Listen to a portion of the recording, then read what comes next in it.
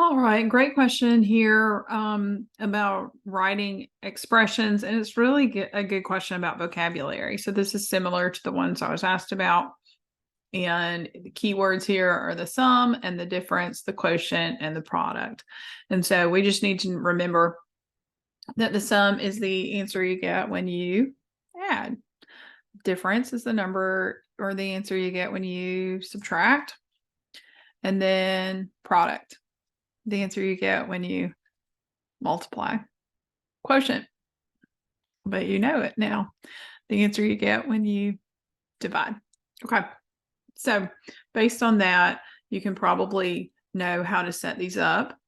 I'm going to let you see the answers and kind of see how you did. And a number, they used n. I'd probably use x, so the sum of a number and 7, x plus 7, n plus 7, something like that.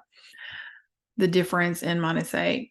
So check and see how you did. Make sure your notation looks good for product and quotient.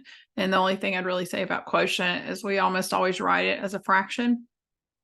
If you said 36 divided by n, that's true. It's just not necessarily the algebraic way that we would write it. We would say 36 over n to show the division or the quotient. All right. I hope that helps. And remember, don't let anyone think less of you because you're young. See you next time.